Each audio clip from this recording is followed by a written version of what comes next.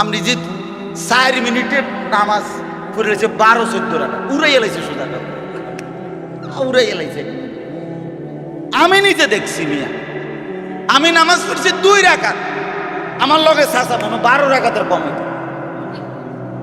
আরে কি রে বাপ, কি ঘটনা কি? তাহলে আমি না শুনি না, কিন্তু এগুলো নামাজ? কথা বলেন না, এই এটি নামাজ?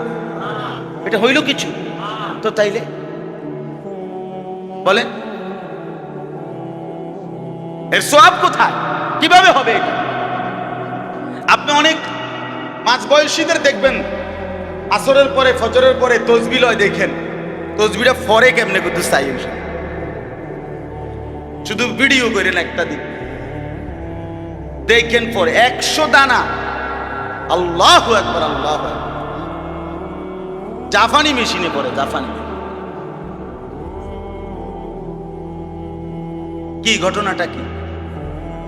এত দ্রুত পড়ার কারণ সুবহানাল্লাহ সুবহানাল্লাহ আলহামদুলিল্লাহ আল্লাহ মানে ঠাস করে মুনাজাত, হুজুরের মুনাজাত দিয়া লাগছে, এত দ্রুত পড়ে ফেললেন। এটাই সুন্নত? আপনারা বলেন, মুরব্বীরা বলেন, মুরব্বী চাচারা বলেন, এটাই সুন্নত ছিল? তাইলে ভাইয়া নিজের ওযু, নিজের গোসল, নিজের নামাজ, নিজের জিকির, নিজের তেলাওয়াত শুদ্ধ করতে হবে। ছেলেরা তোমাদেরকেও বলি, শুদ্ধ করতে হবে বাবা। এখনো শুক্রবারে জুমায় কুদ্দুর বয়ান হয় 40 মিনিট, মাঝে মাঝে মাহফিল হয়। এখন ইদানিংকালে আমরা চেষ্টা করি মসজিদ ভিত্তিক ইসলাহি মজলিস করতে, কিন্তু এরপরেও প্রতিদিন আপনারাই বলেন না ইনসাফের সাথে, এই মসজিদকে কেন্দ্র করে আশপাশের 100 ঘর কল্পনা করেন। আপনি একটা সহজ হিসাব পাইবেন, মনে করেন এই মসজিদের আত্রাফ আশেপাশে 100 ঘর মানুষ ধরে নিলাম আর কি, আমরা এই মসজিদকে কেন্দ্র করে মুসল্লি, এই 100 ঘর মুসল্লির 100 জন মানুষের 100টা করে প্রতিদিন টেলিভিশন চলে কয় ঘন্টা, আর এর সাথে তুলনা করে এই মানুষগুলোর জন্য আল্লাহর কথা শোনাবার ব্যবস্থা কয় ঘন্টা, তো হিসাব মিলানছে? দুনিয়া আখেরাত ভুলাইবার চেষ্টা হয় কয় ঘন্টা, আখেরাত মনে করাইবার চেষ্টা হয় কয় ঘন্টা? গুনার মধ্যে ডুবায় কতক্ষণ, নেকির জন্য আগ্রহী করে কই সমান সমান নাকি?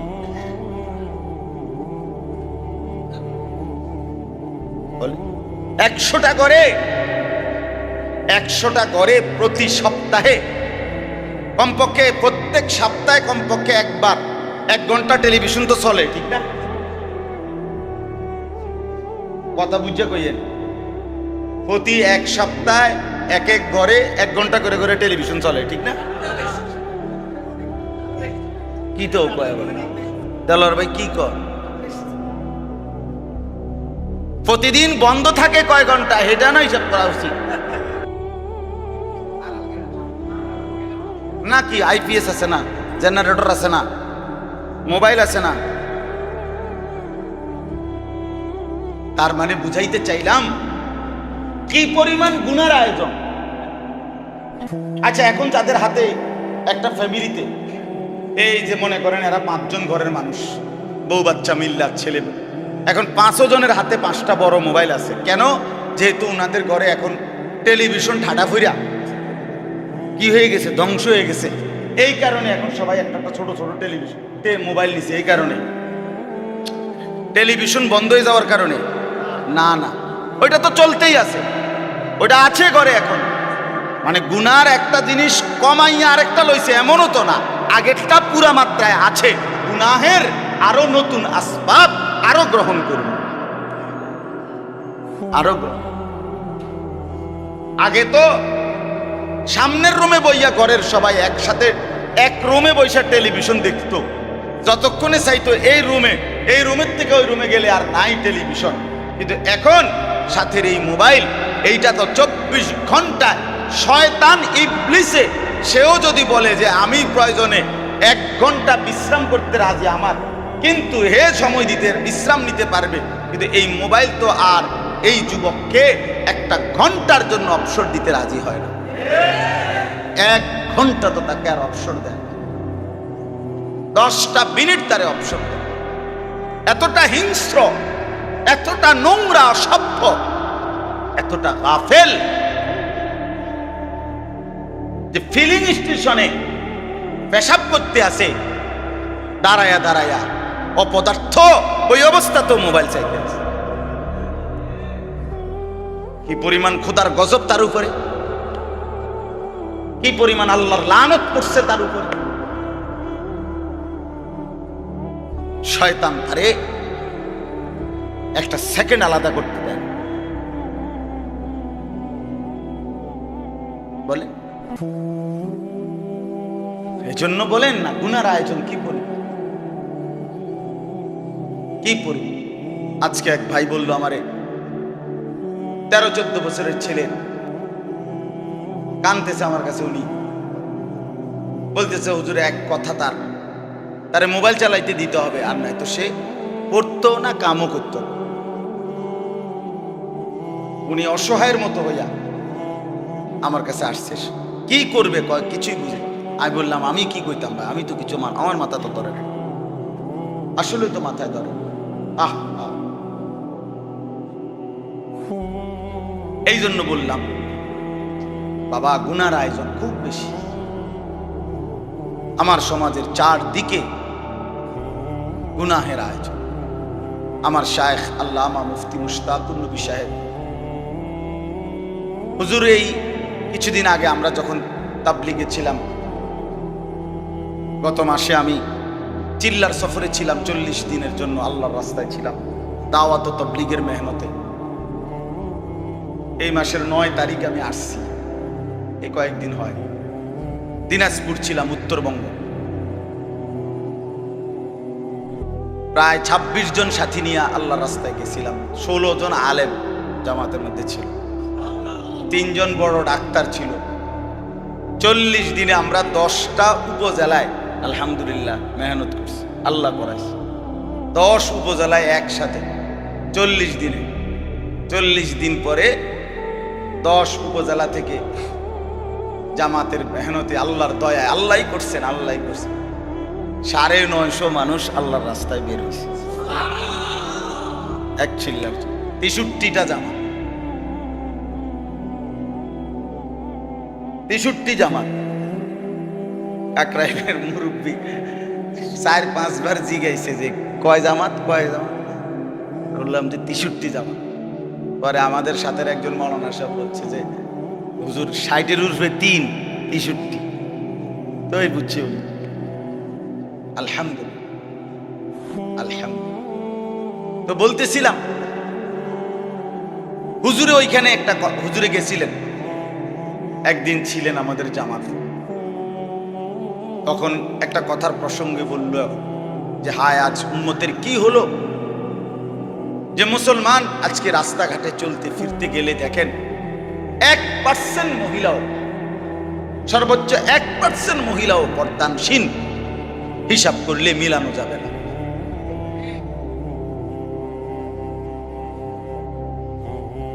তাইলে চারিদিকে মোবাইলে অস্থিরতার কি বিশাল আয়োজন, বাজারে, মার্কেটে, শপিংয়ে, রাস্তাঘাটে বেপর্দা মা বোন, স্ত্রী কন্যা সবাই যেন শয়তানের সাথে চুক্তিবদ্ধ হইয়া নিজের শরীর যৌবন রূপ প্রদর্শন করার একটা প্রতিযোগিতা নিছে। কে কত বেশি নিজেকে প্রদর্শন করবে, অসংখ্য মা বোন আজকে তার প্রতিযোগিতা করে। কে কত বেশি বাজারে যাবে, মার্কেটে যাবে, কে কত বেশি সাজগোজ করবে, বেপর্দা হবে। এই জন্য বললাম কথাটা, আমার মূল বক্তব্য এটা বুঝানো। আজকে সত্য কথা হলো ভাই, গুনার ইন্তজাম বেশি, নেকের ইন্তজাম বড় কম। আল্লাহর কথা শোনাবার ব্যবস্থাপনা খুব কম, এখনো কিচ্ছু হয়। এখনো যে পরিমাণ মাহফিল হয় তেমন কিছুই না। গুনাহ এক এক যুবকের কলিজা অন্ধকার করে ফেলছে। চেহারা সুরত দেখলে বোঝা যায় মানুষের সুরত। কতদিন হয় নামাজ পড়ে না। আহ হায়, পাষাণ, নির্লজ্জ, বেহায়ার মতো চেহারা। হ্যাঁ, চেহারা দেখলে যুবক চিনা যায়। কতদিন হয় তোমার মনিবরে তুমি সেজদা দাও না। আরে গাদ্দার, তুই জানো না সেজদাবিহীন মানুষ হয় না। যে সেজদা দেয় না তারে মানুষ বলে না। যে কপাল সেজদা দেয় না এটা শয়তান, ইবলিস। এটা মারদুদ, অভিশপ্ত। এটা মালউন, লানতের যোগ্য। এটা রাজিম, এটা ঘৃণিত।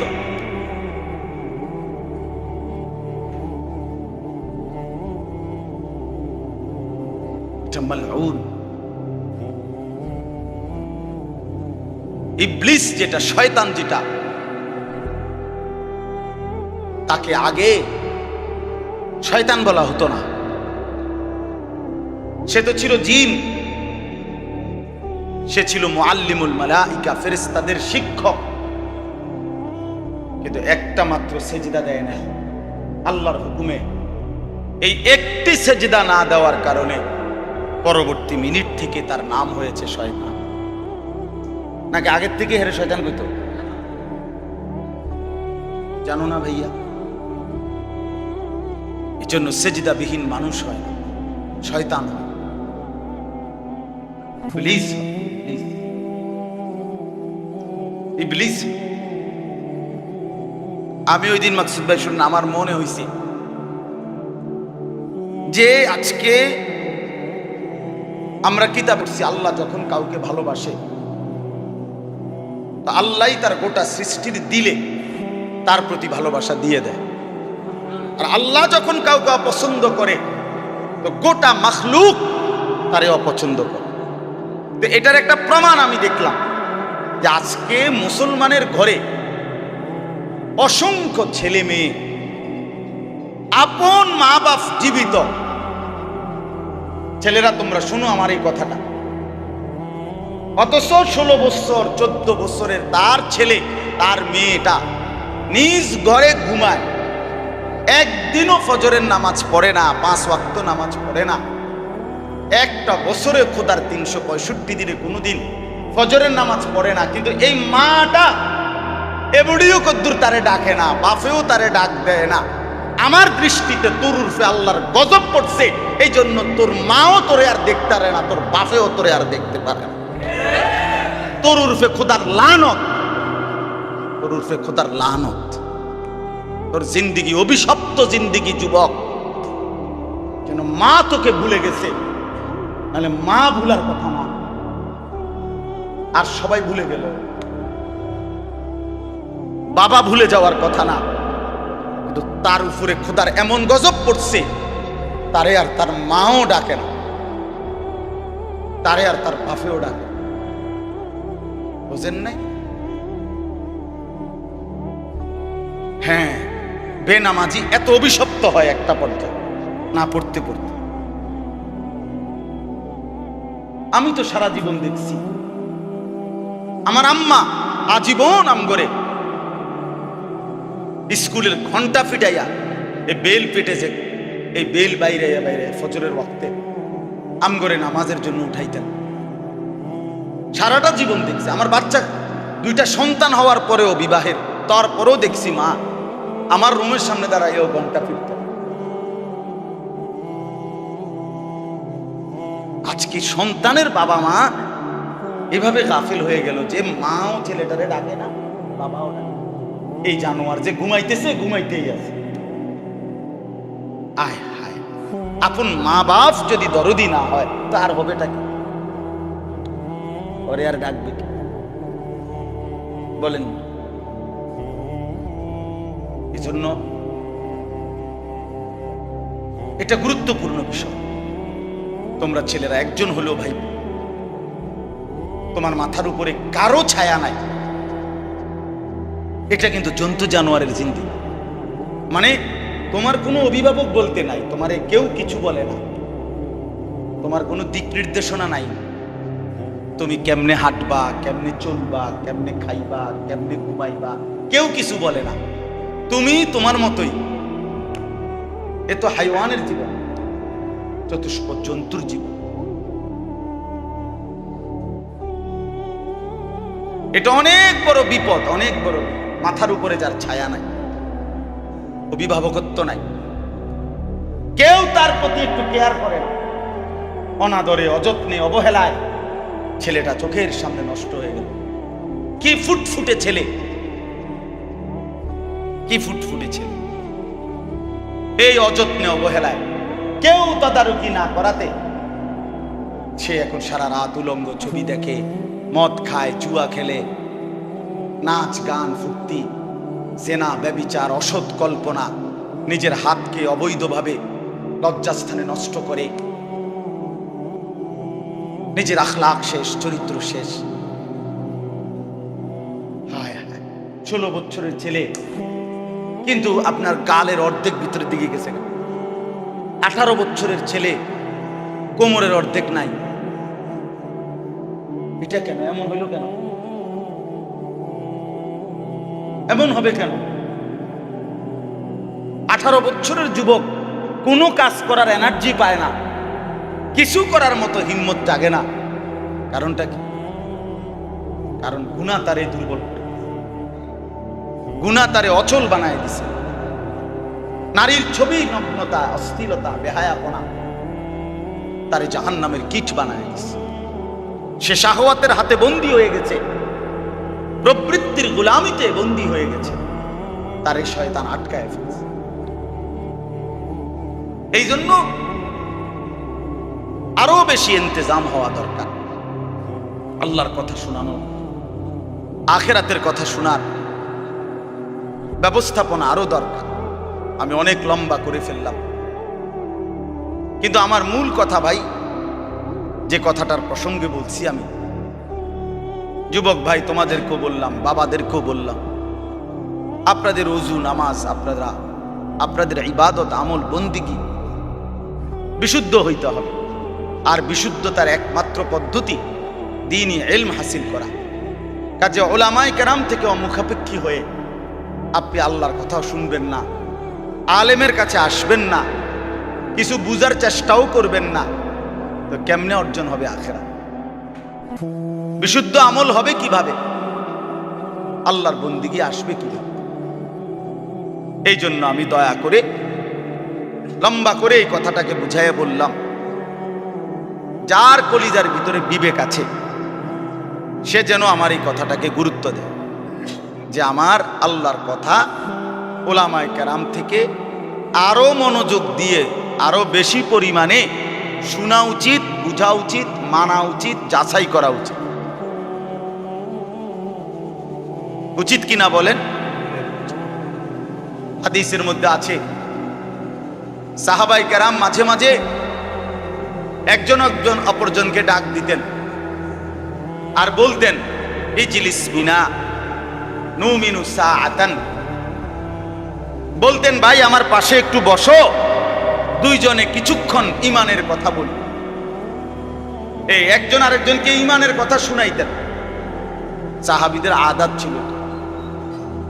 আমরা তাফসীরের মধ্যে পড়ছি, হযরত উবাইদুল্লাহ একজন সাহাবী, তিনি বলেন, আমার একজন বন্ধু ছিল সাহাবী, প্রতিদিন আমরা একে অপরকে সূরা আসর, ওয়াল আসরি ইন্নাল ইনসানা লাফি খুসর, এই সূরাটা কমপক্ষে একবার, আমি একবার ওকে, ও একবার আমাকে, প্রতিদিন আমরা একে অপরকে 2 বার একে অপরকে এই সূরাটা শুনাইয়া তারপরে আলাদা হইতাম, আলাদা হই। এইভাবে সাহাবায়ে কেরাম দ্বীন শিখছে, এতটা গুরুত্ব দিছে, এতটা গুরুত্ব দিছে। এই জন্য আপনারা প্রত্যেকে ইনশাআল্লাহ এই ইসলাহি মজলিসটা আজকের এই ছোট্ট আয়োজনটা আমার কথা হলো আরো যেন হয় আমাদের অঞ্চলে, এই লাকসাম, নাঙ্গলকোট, মনোহরগঞ্জ।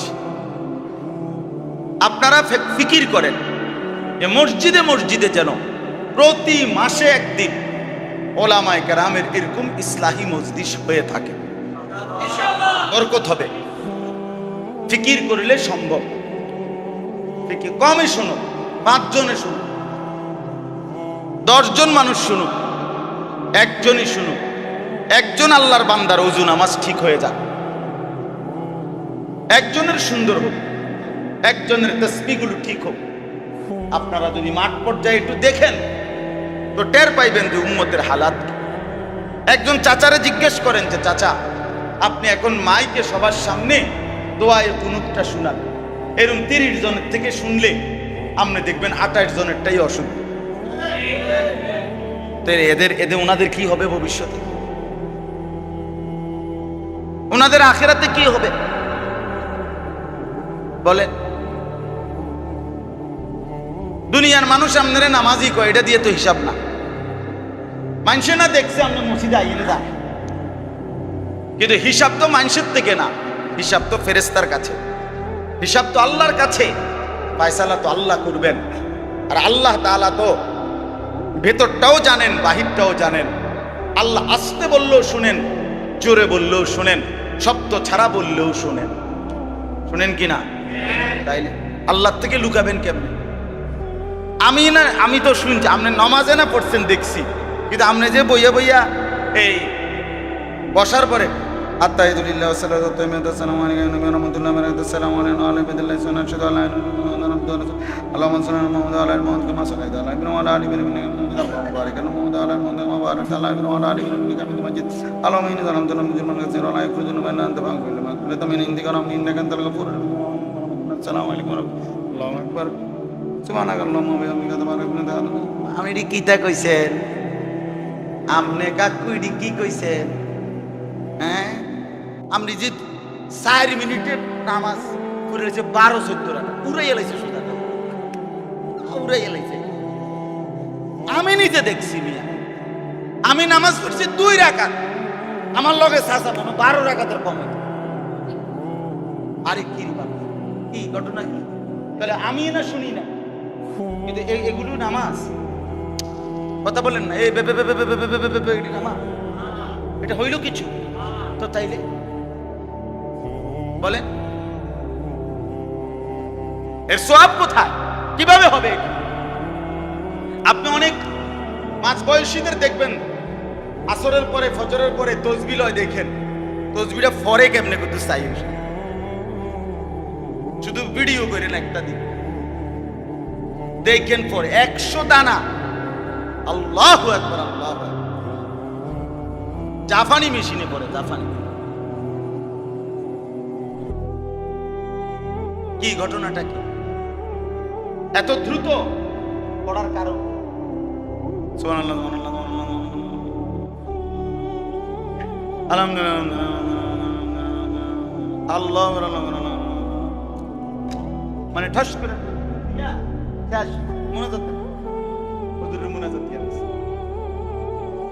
এত দ্রুত পড়ে ফেললেন, এটাই সুন্নত? আপনারা বলেন, মুরব্বীরা বলেন, মুরব্বী চাচারা বলেন, এটাই সুন্নত ছিল? তাইলে ভাইয়া নিজের ওযু, নিজের গোসল, নিজের নামাজ, নিজের জিকির, নিজের তেলাওয়াত শুদ্ধ করতে হবে। ছেলেরা তোমাদেরকেও বলি, শুদ্ধ করতে হবে বাবা।